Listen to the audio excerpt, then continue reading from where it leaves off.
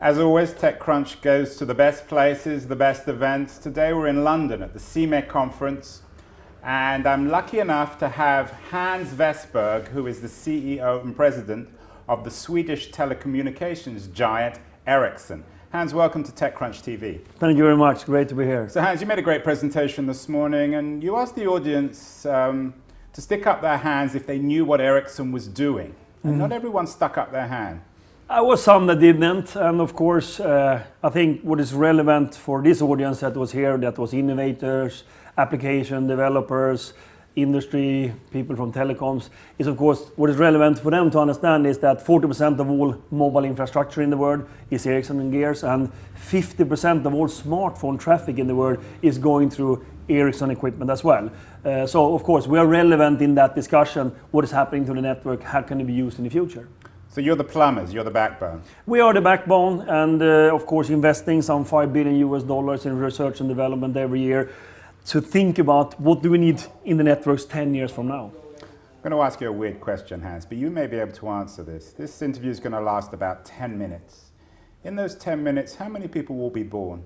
It's roughly some 3,000 children will be born in 10 minutes. And what's interesting about those 3,000 people who will be born while we're speaking? What intrigues you as the CEO of Ericsson? They will be born without knowing what a black and white TV is. They will probably not have a fixed computer. They will start their life with enormous lot of connected devices.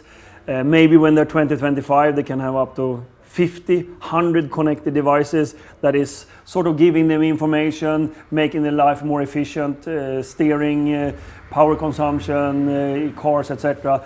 That generation will have a totally different way to enable their lives because the networks will be so much more built out and the technology will be so much more stronger in that future.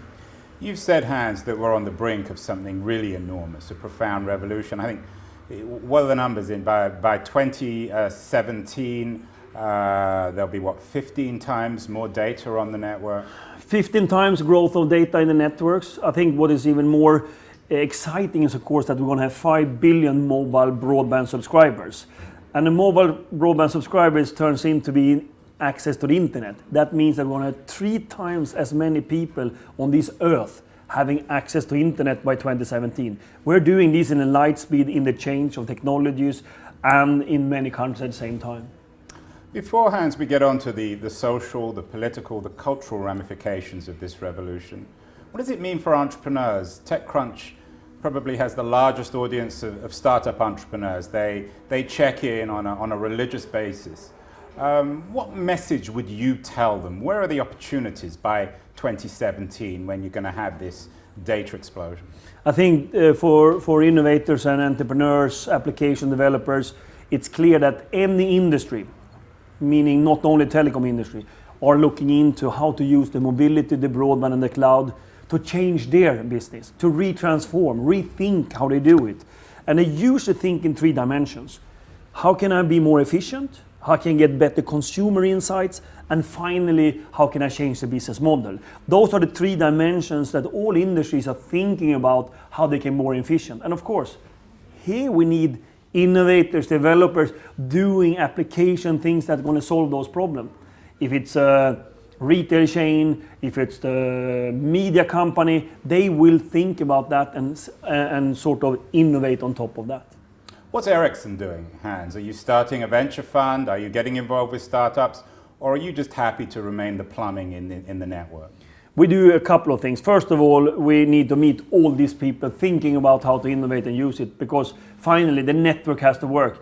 Any mobile phone, any applications will be on top of the networks, and the network needs to carry the technology and the features that we want the handset or the application to carry out. So that we do together with operators all around the world. The other is that we're investing in the billing system and the operating systems in order to cater for all this proliferation of services and application. And finally, we talk to all these industries to understand.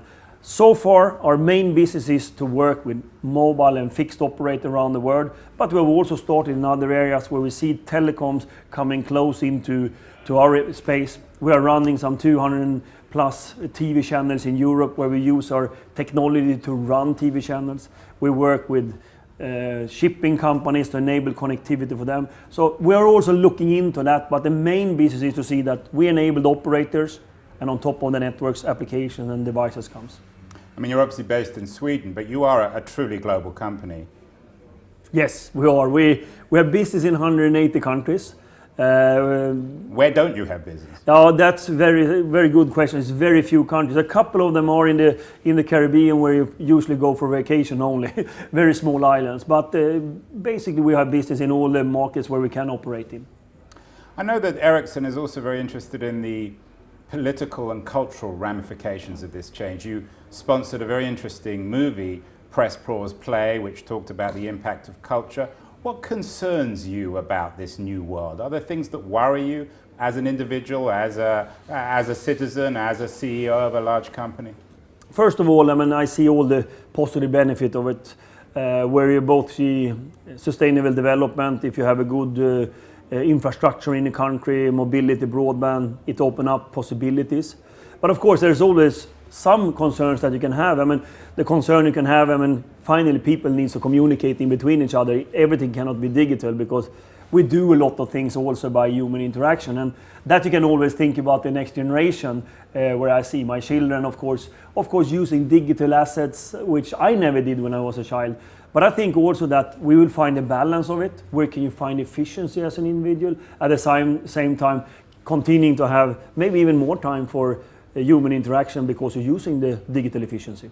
Are companies like Ericsson going to have to step up and become more central players in the world? I know you've just come from New York, we're in London at the moment, from the United Nations. How do you see the role of Ericsson unfolding politically in the world?